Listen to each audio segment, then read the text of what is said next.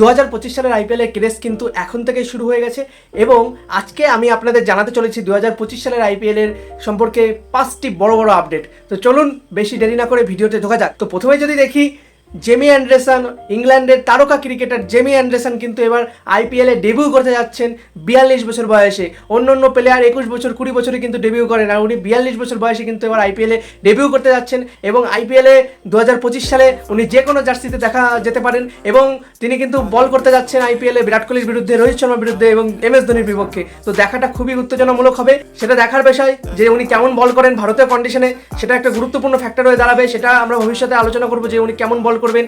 আর 2 নম্বরে যদি আমরা দেখি, 2 নম্বরে কিন্তু স্টিভ স্মিথ, হ্যাঁ অস্ট্রেলিয়ান ক্রিকেটার স্টিভ স্মিথ, উনি হয়তো রেস্ট নিয়েছেন কিন্তু উনি ভাই অস্ট্রেলিয়ান ক্রিকেটার, অনেক কাপ জিতেছেন, অনেক বড় বড় কীর্তি কিন্তু উনি করেছেন এবং আমেরিকার যেটা প্রিমিয়াম লিগ হয় ক্রিকেটে, সেখানে কিন্তু উনি ওয়াশিংটন ফ্রিডামের হয়ে কিন্তু কাপ জিতিয়েছেন এবং একটা অসাধারণ ক্যাপ্টেন্সি করেছেন এবং ওপেনিংয়ে কিন্তু বস ভালোই খেলেন এবং উনি বলেছেন 2025 সালে আইপিএলে আমি অ্যাভেলেবেল থাকবো। তো দেখার বিষয় যে কোন টিম স্টিভ স্মিথকে নেন।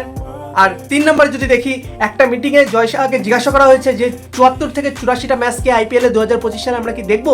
তো উনি এই ব্যাপারে নিজের বক্তব্যতে বললেন যে হ্যাঁ এটা হতে পারে, আমরা বিসিসিআইয়ের সঙ্গে কথা বলে দেখব।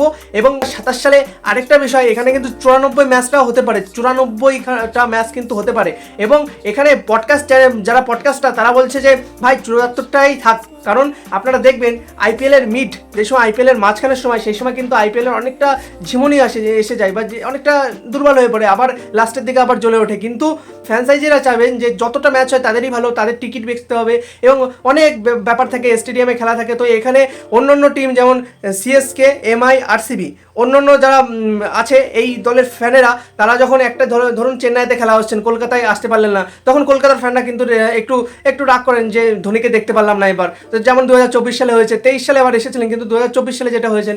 তারপরে যেমন মুম্বাইতে রোহিত শর্মা খেললেন কিন্তু অন্য জায়গায় আসতে পারলেন না, বিরাট কোহলি খেললেন অন্য জায়গায় কিন্তু আসতে পারলেন না, তিনি লখনৌতে যেতে পারলেন না। তো এরকম একটু রাগের ব্যাপার থাকে। তো এখানে দেখার বিষয় ফ্র্যাঞ্চাইজিরা এবং বিসিসিআইরা কী করেন যে 74 থেকে 84টা ম্যাচ কি দেখা যাবে, এবার খুবই একটা ইন্টারেস্টিং ব্যাপার। আর 4 নম্বরে যদি আমরা বড় একটা দেখি, যে চেন্নাই সুপার কিংস বিসিসিআইয়ের কাছে একটা অনুরোধ করেছে যে তারা যেন একটা নতুন না, এটা আগে যে হতো যে একটা প্লেয়ার যদি 5 বছর ইন্ডিয়ান জার্সিতে না খেলেন, ভারতীয় ক্রিকেটার, তাকে আনকাপ প্লেয়ার হিসেবে কিন্তু রিটার্ন করা হতো। তো এখানে সিএসকে তো বোঝাতে চাইছেন যে MS ধোনি কিন্তু এবার 2025 সালে উনি খেলবেন, হ্যাঁ MS ধোনি খেলবেন, কারণ তার জন্য এই অ্যাপেলটা করা হয়েছে, এই রুলটা বের করা হয়েছে বা এই রুলটা তারা চাইছে। আর আমি যতদূর সম্ভব ভাবি MS ধোনি একটা ব্র্যান্ড এবং সিএসকে প্রচুর ফ্যান ফলোয়িং, তো আমার মনে হচ্ছে এই রুলটা ফেরত নিয়ে আসবেন যে 5 বছরের বেশি কোনো ইন্ডিয়ান প্লেয়ার যদি না খেলে থাকেন ইন্টারন্যাশনাল ম্যাচ, তাকে আনকাপ হিসাবে নেবে। এই রুলটা কিন্তু আমার মনে হচ্ছে আবার আসতে চলেছে। 5 নম্বরে আমরা দেখি, এখানে কিন্তু একটা বড় একটা ইম্পর্টেন্ট ফ্যাক্টর এসে দাঁড়াচ্ছে।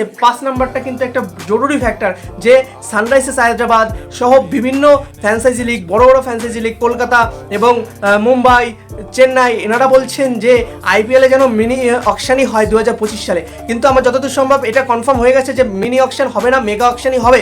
কিন্তু এখানে হায়দ্রাবাদ একটা অনুরোধ আরেকটা করেছে যে তারা যেন 3টে থেকে 4টে ওভারসিজ প্লেয়ার জন্য রিটার্ন করতে পারেন। কিন্তু আপনারা দেখবেন যে হায়দ্রাবাদের কিন্তু ওভারসিজ প্লেয়াররা খুবই খতরনাক এবং ভয়ঙ্কর player, Heinrich Klaasen, Travis Head, Pat Cummins, Aiden Markram, Glenn Phillips. তো এখানে দেখার বিষয় তারা কাকে রিটার্ন করে, আর যদি দুটোই ওভারসিজ প্লেয়ার কিন্তু তারা রিটার্ন করতে পারে, তো এখানে দেখার বিষয় তাদের ক্যাপ্টেনকে তারা প্যাট কামিন্সকে রিটার্ন করবে না হেনরিক ক্লাসেনকে, না ট্রাভিস হেডকে, না অ্যাডেন মাকরামকে। এখানে একটা খুবই গুরুত্বপূর্ণ ঝামেলা হয়ে দাঁড়াবে হায়দ্রাবাদের পক্ষে। এবং অন্য দিক দিয়ে যদি দেখি, KKR যেমন মিডিল অর্ডার খুবই স্ট্রং, যারা ভারতীয় মিডিল অর্ডার খুবই স্ট্রং, নীতিশ রানা, ভেঙ্কটেশ আয়ার, রিঙ্কু সিং, শ্রেয়স আয়ার। তো এখান থেকে আমার মনে হয় একটা কি দুটো প্লেয়ারকে কিন্তু ছেড়ে দিতে হবে 2025 সালে মেগা অকশন হলে। তো এটা দেখার বিষয়। তো আপনাদের কেমন লাগলো ভিডিওটা অবশ্যই জানাতে ভুলবেন না কিন্তু। আর ভিডিওটা ভালো লাগলে লাইক, শেয়ার অ্যান্ড সাবস্ক্রাইব করে দেবেন। ধন্যবাদ।